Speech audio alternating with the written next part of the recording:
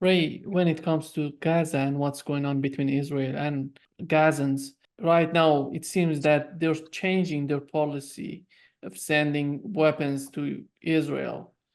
And how do you see this change of policies on the part of the Biden administration? Is it going to have some sort of pressure on the Netanyahu administration, or it's all a political game for their 2024 presidential election? Well, Nima, I think that what comes into play here is the moral example of the young students on our at our universities. A recent study has been done about the demonstrations, and the figure was 97% of those demonstrations were peaceful, nonviolent. Okay, there have been agents provocateurs who have stirred up violence, and especially on the UCLA campus. But for the most part, they've been principled. They're willing to go to jail for people against whom genocide is being practiced on the other side of the world. People who don't look like most Americans. Okay, it's a big thing. So what's Biden done?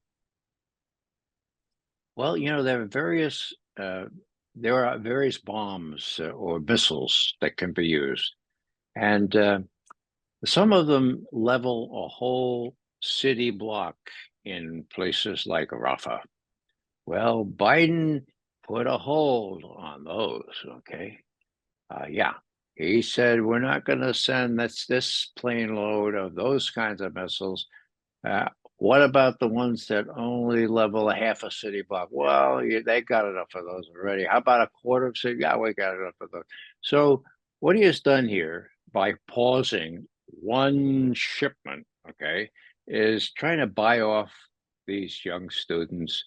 Well, buy off other people like me who feel strongly about genocide. I mean, hello. We should feel strongly about genocide, right? And, people can see through it.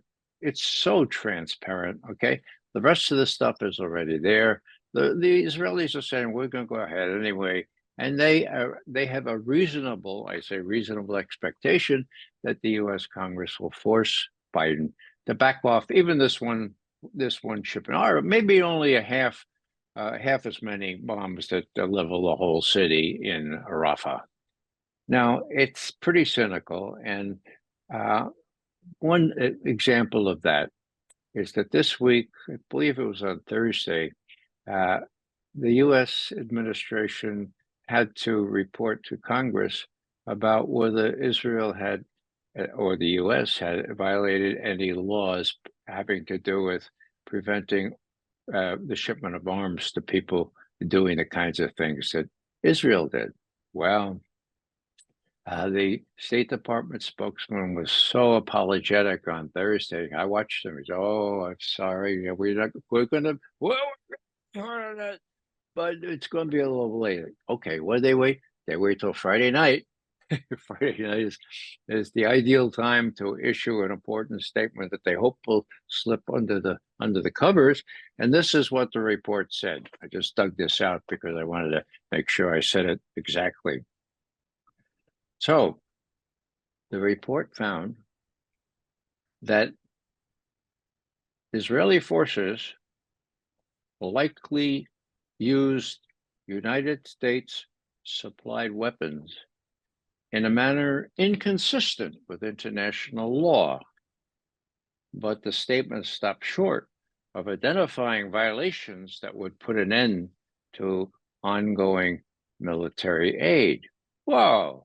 So inconsistent with international law. Well, I think that's what they say about settlers in the West Bank and elsewhere. This is inconsistent with international law, but don't worry about it. It's Israel, and so that's not going to put an end to military aid. The whole world knows that the U.S. has laws preventing this. And I have two examples, maybe from my own experience, that I could adduce here. In the middle 1970s, Turkey invaded Cyprus using U.S. supplied military weapons. Okay, they're still there. Okay, now what happened? Well, in those days, there were enough people in Congress that said, "Hey, there's a law against that. My God, we need to stop all aid to Turkey." And they did. Okay. So what did Kissinger do? Oh, he was up in arms. He says, Congress can't do this kind of thing. We'll lose all our intelligence collection as facilities in Turkey. They'll throw us out. And I was working for Director Bill Colby at the time, and we collaborated on a message to Kissinger. Look, just so you know, they could throw out all our ground-based intelligence facilities from Turkey. It won't matter a damn because we have these real fancy stuff coming online this month. We'll collect all this stuff far better and far quicker. So if you're worried about U.S. intelligence facilities, don't worry about it. Well, Kissinger wasn't worried about that. He was worried about Turks being unjustly accused. Suffice it to say that what Kissinger chose to do, he called Ambassador McGovern in Ankara, and he said, "Look, withdraw all those intelligence and other units." And McGovern said, "But they didn't ask us to yet. Do it, do it." And then he went to Congress and said, "See what happened?" Congress renewed the aid. Now, what's the rest of the story? I was involved. I was, in effect, Colby's deputy for that on Western Europe at the time. And so I went to the State Department and listened to all these guys to do the policy implications, and they were all up in arms. How could they do this to our favorite Turks? And I made the mistake. It was a good learning experience for me by saying, well, now look at it this way. There's U.S. laws against this. And if those laws are enforced and there's an embargo against a country that misuses U.S. arms, well, maybe other countries like Israel will have a lesson from that. Wow! They all turned on me. They said, what planet did this guy come from? My God. And they said, oh, let's wind up this meeting. And I was asked to leave. I mean, maybe that was a little, no, it wasn't naive. It was factual. Maybe Israel would have taken a lesson from that. So that's one personal experience I had with respect to Israeli, how the sacrosanct nature of defending Turkey in the first instance here, but in the background, my God, how could anybody suggest that the Israelis couldn't do whatever they wanted with our weaponry? We know that the Arab states are so solid in their type of view toward the attack on Rafah. They're not accepting any sort of attack on Rafah. On the other side, on the other hand, the Biden administration is forcing Netanyahu to not going along with that plan to attack Rafah. Do you think at the end of the day, what would be the result of these pressures on the Netanyahu administration? Are they gonna attack Rafah, or are they gonna consider all these forces, all these pressures that are coming from the outside? Well, Nima, one has to remember that the last poll I've seen, and it's a month ago now, 68% of the Israeli citizens want to exterminate the Palestinians, want to drive them out of Gaza, want genocide. 68% of Israel. Now, I'm not talking about the Israeli government. I'm talking about Israelis. So Netanyahu and his coterie of rightists, they want that, and they have that support. Now, on the other side, about the same percentage doesn't like Netanyahu, right? They just as soon get rid of him. But, it makes sense in their view not to change horses in the middle of this very, very existential threat as they see it. So where does that leave us? I think, and this is just my opinion, that the Israelis are really good at asking forgiveness after the fact, not asking permission before the fact. Now, what Biden has done in delaying one shipment of extra special 2,000-pound bombs or whatever it is, the ones that knock out whole cities, that's a fly in the ointment. Congress has appropriated, I think, 16 billion more over the 3.8 billion every year that Israel gets, I think. And interestingly enough, and regrettably enough, Congress is up in arms now at even this little token delay of giving these great big bombs to Israel. So there are great pressures in Congress, great pressures with funders, great pressures with the Israel lobby in our country. And I think that Biden will be afraid to really, really put the screws on Netanyahu. And Blinken and Sullivan are not going to advise him to do that. They have enough weaponry, in my view. They're going to go ahead and do what they want to do in Rafah. And just remember, there are over a million Gazans driven south into Rafah. And now the Israelis are saying, okay, now this is not safe anymore. So you got to go here, you got to go there if you want to escape the worst of it. And we're going to get Hamas. Well, they're not going to get Hamas. Hamas is well dug in. And whether the Israelis go in or not, I think will depend in an equal measure on whether their forces are capable of doing that. They're certainly capable of bombing the hell out of civilians. Whether they are a match for Hamas, I just don't know. At last count, most of the Israeli brigades were drawn back to Israel to refit and retrain and get ready again. So my bottom line is they'll probably do whatever they think they get away with. And up till now, since 1948, they have been assured of getting away with whatever they think they have to do. The UN General Assembly has just recommended to the Security Council to accept the Palestine's membership. Do you think at the end of the day, these attempts on the part of the General Assembly of the UN would put some sort of pressure on the Security Council, especially on the United States and the United Kingdom, together with France, to finally come to a common ground to find some sort of permanent solution for Gaza? In ordinary circumstances, yes. But there's a kind of a bloodlust in West Jerusalem and Tel Aviv.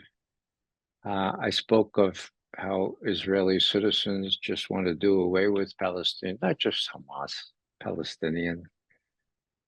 So there's an irrationality factor at work here. You saw, or most people saw yesterday at the General Assembly, how the Israeli ambassador representative to the UN put the UN Charter in a shredder. My God, what was that supposed to be? And then he finished up, said, shame on you. Shame on us for not shredding the UN Charter. What an act. What an act. The United States is now faced with a real dilemma. Did they veto again? Only 9 people voted against that General Assembly, because I think 143 nations or so voted for it, for membership. But the Security Council, of course, has to rule on that. So will the U.S. Be a loner again and say, no, we don't want Palestine to be a member, even though the public U.S. position is that, yes, there should be a 2-state solution and so forth. And the rhetoric is all over the place. So, I guess what I would say is that I consider it an outside chance that the U.S. would abstain, just let that thing go through.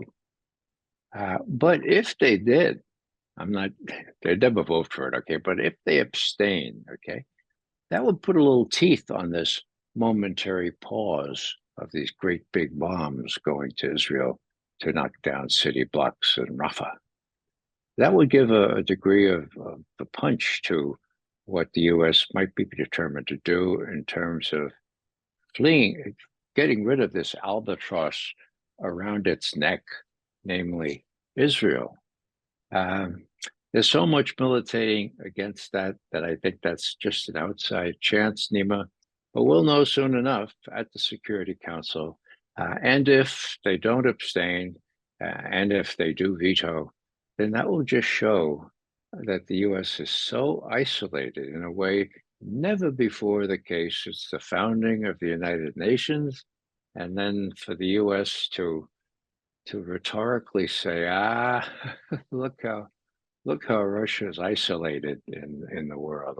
Look how China doesn't have any ally. I mean, that'll become so transparently ridiculous that the world will look and they'll see a new United States who's not a superpower in the sense it used to be. And even worse for the United States, the weapons don't really work all that well, you know. The Russians have shown that they could pretty much do countermeasures against the most sophisticated things. The Russians are knocking down ATACMS missiles now.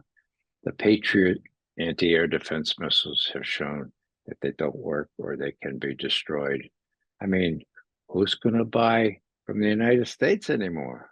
Well, I suppose we'll find enough customers, but even the military-industrial complex should be thinking about this. I mean, yeah, we build F-35s, but they all cost $500 million, and they don't really fly really well in thunderstorms. Hello, who's going to buy those things unless we force them?